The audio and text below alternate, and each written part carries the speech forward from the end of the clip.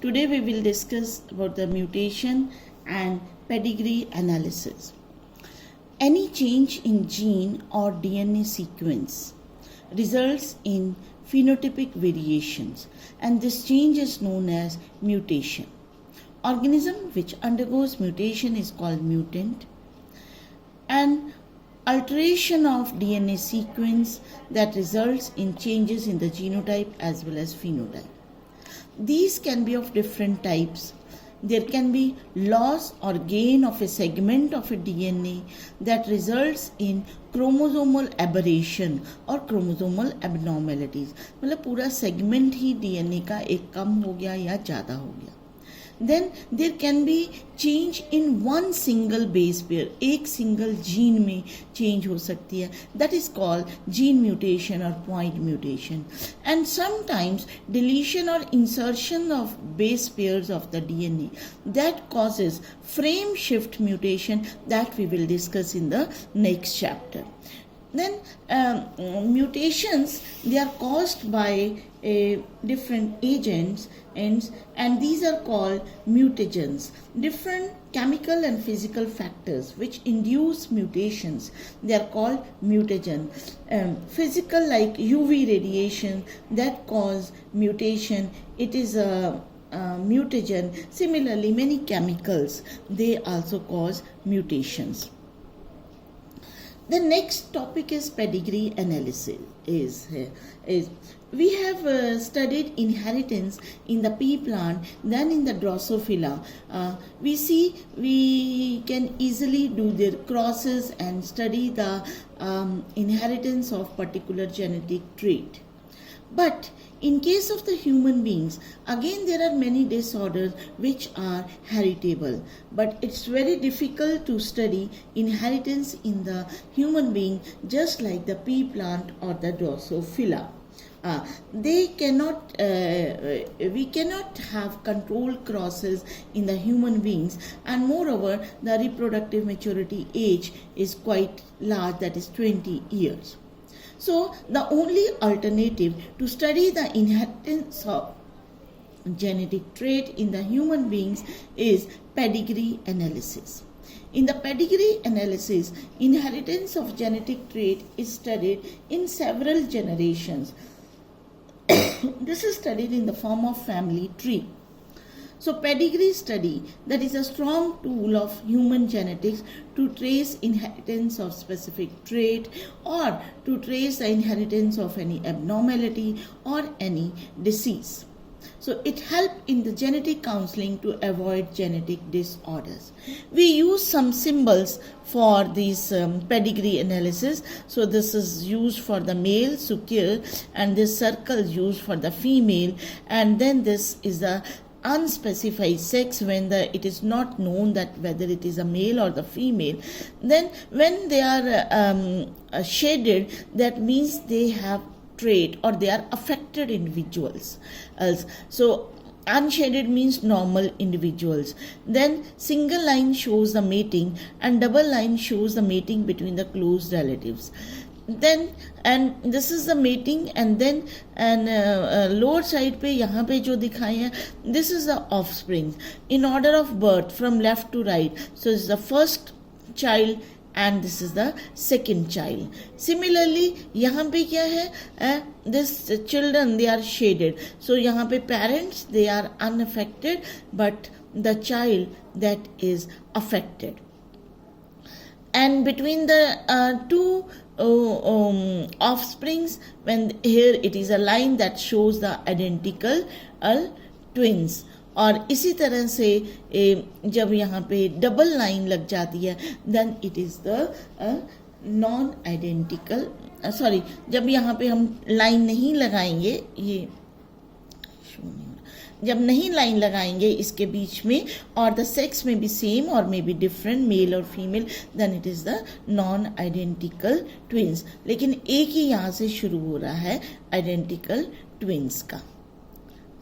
Then and with the pedigree analysis we study many genetic disorders. So genetic disorders को हम दो groups में रख सकते हैं. One is Mendelian disorder, another is chromosomal disorders. Mendelian disorders, they are mainly determined by alteration or mutation in the single gene. जब एक ही gene में म्यूटेशन होती है तो मेंडेलियन डिसऑर्डर. तो उनको मेंडेलियन डिसऑर्डर हम क्यों कहते हैं? बिकॉज देयर इनहेरिटेंस एंस जो है that obeys a Mendel's rule. तो प्रिंसिपल्स ऑफ मेंडल इनहेरिटेंस जो है वो फॉलो होते हैं उसमें. तो जब भी ट्रांसमिशन होती है from one generation to another generation, and they can be studied according to the Mendelian inheritance. Examples of Mendelian disorders are hemophilia, color blindness, cystic fibrosis, sickle cell anemia, phenylketonuria, thalassemia. This is specially given in your textbook. Then and हमें ये दो चीज़ें देखनी है जब भी हम इस तरह के डिसऑर्डर स्टडी करेंगे. पहला कि ये जो ट्रेट है कि वो डोमिनेंट है या रिसेसिव है, तो उस हिसाब से हम स्टडी करते हैं. सेकेंडली हम देखते हैं कि वेदर इट इज़ ऑटोसोमल और it is sex link. Sex link में भी हम देखते हैं कि mostly they are attach to the X chromosome. तो एक्स लिंक्ड इनहेरिटेंस है और द इनहेरिटेंस इज ऑटोसोमल. तो ये दो चीज़ें हमने देखनी है. तो ये सभी डिसीजेस का हमने जो 2-3 हैं वो हमें डिटेल में की हुई हैं इसमें आपकी टेक्स्ट बुक में, बाकियों में थोड़ा शॉर्ट फॉर्म में उसमें बताया हुआ है. तो first we come to the haemophilia. Haemophilia it is sex linked. एक एग्जाम्पल आपको सेक्स लिंक्ड का, एक ऑटोसोमल का. तो ये सेक्स लिंक्ड है, इट इज़ रिसेसिव. दोनों ही अभी हम रिसेसिव के एग्जाम्पल करेंगे. Then here the defective individual continuously bleed to a simple cut.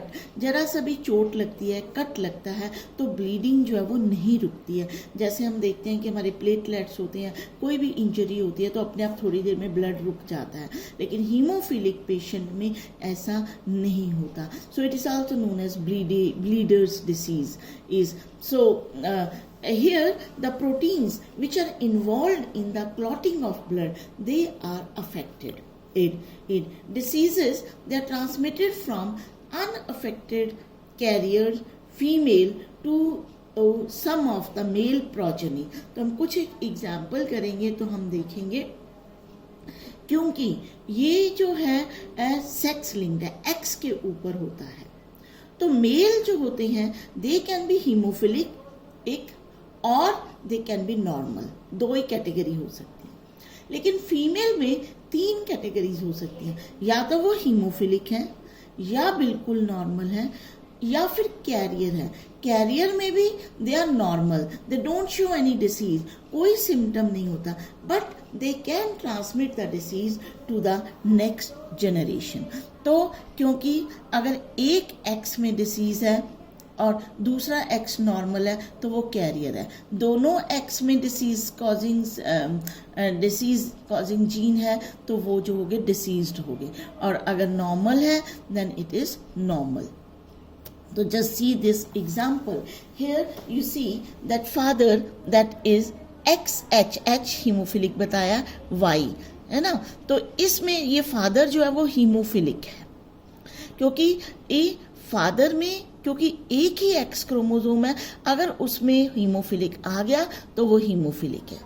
और यहाँ पे मदर जो है वो अनअफेक्टेड है, नॉर्मल है. लेकिन मदर में अगर एक एक्स पे एच आ गया तो वो हीमोफिलिक नहीं होगी, वो जस्ट कैरियर होगी. वो नॉर्मल होगी, देखने में नॉर्मल है लेकिन वो कैरी कर सकती है. यहाँ पे मदर जो है अनअफेक्टेड है.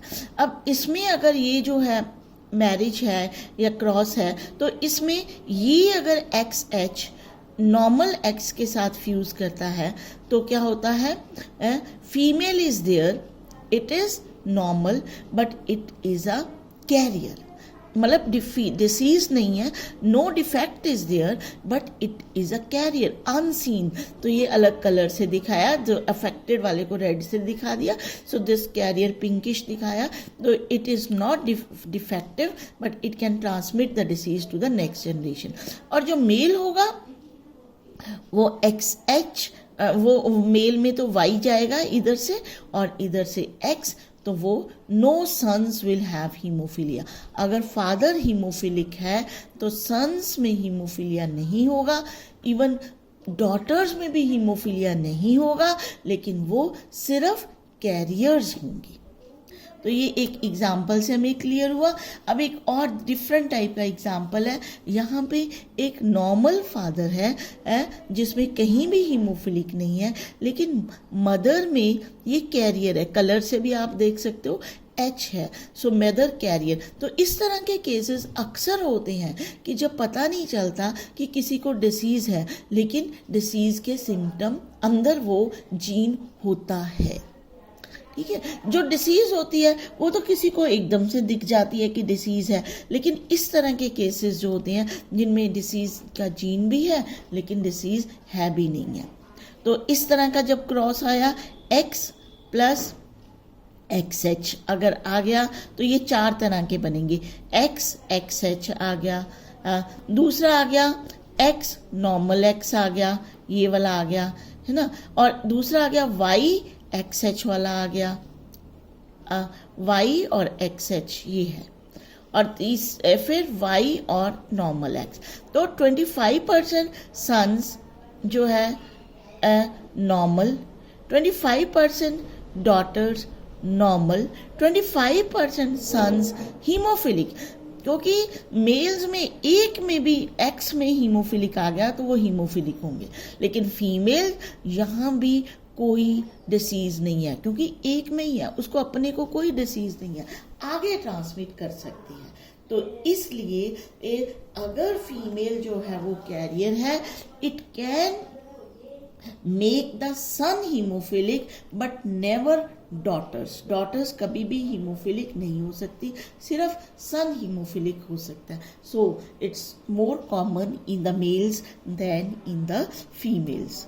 Then another example here you see, father is hemophilic and mother is the carrier। तो यहाँ भी 2 तरह के गैमीट्स XH and Y, यहाँ पे 2 तरह के गैमीट XH and X, और ये इसके वो बताए हैं इसके आगे ऑफस्प्रिंग। और इसका एक सिंपल तरीका है, आप पुनेट स्क्वायर बनाओ, कभी भी गलती नहीं होगी। एक तरफ एक गैमीट्स लिख लो XHY और दूसरी तरफ दूसरे गैमीट लिख लो XHX, और पुनेट स्क्वायर से आप देखोगे 25% sons normal, 25% daughters haemophilic and 25% sons haemophilic and 25% daughters जो हैं वो कैरियर्स हैं। तो इस तरह से ये जो है वो हम डिफरेंट एग्जाम्पल्स के साथ ये मोस्टली आता है। सेकेंड ये जो है वो सिकल सेल एनीमिया, इसमें क्या है, चेंज इन द सिंगल, ये बेस पेयर्स हैं, यहाँ पे भी नेक्स्ट चैप्टर में पढ़ोगे कि इस तरह से ये base pairs they code for the protein. तो सिंगल बेस में ये थायमिन की जगह आ गया एडेनिन, और इसका पेयरिंग किसकी होती है, thymine T with the adenine, और अगर एडेनिन AT जो है यहाँ पे A आ गया, लेकिन जब RNA बनेगा then it can replace glutamic acid की जगह वेलाइन बन जाएगा।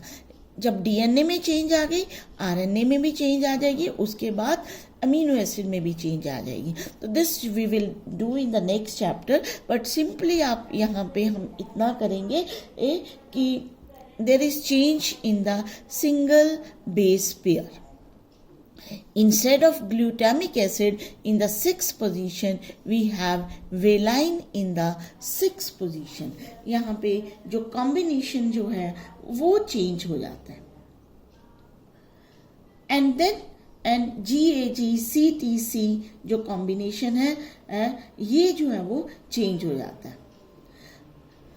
Then here you see that this RBCs, ये इनकी नॉर्मल शेप ऐसी होती है, बट जब ये चेंज हो गया, ग्लूटामिक एसिड की जगह वेलाइन बन गया, तो RBCs की शेप बन गई sickle shaped. So they become the sickle shaped RBCs. So the person is anemic. They cannot transmit the oxygen, transfer the oxygen efficiently. So this is autosomal. This is autosomal का means है both sons and daughters, they can be equally affected. It is not linked with the X chromosome. It is controlled by the single pair of alleles HBA, HBS. जैसे ये जो दिखाया carrier, ये है deceased condition. अगर दोनों HBA that means normal condition. So there is substitution of single base at 6th position. GAG की जगह GUG लग जाएगा और एक अमीनो एसिड चेंज हो जाएगा. So this is about the sickle cell anemia. So then next is phenylketonuria. ये एक क्लास, ये भी ऑटोसोमल है और रिसेसिव है.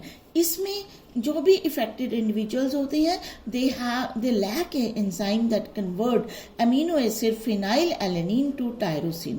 तो फिनाइल एलेनिन टायरोसिन में कन्वर्ट नहीं होता, तो फिनाइल एलेनिन इकट्ठा होना चाहिए शुरू हो जाता है. तो it is changes to phenyl pyruvic acid and this accumulates in the brain and this results in mental retardation. So it is both autosomal है, तो both sexes, males and females, they are equally affected. So chromosomal disorders we will do next time. Thank you so much.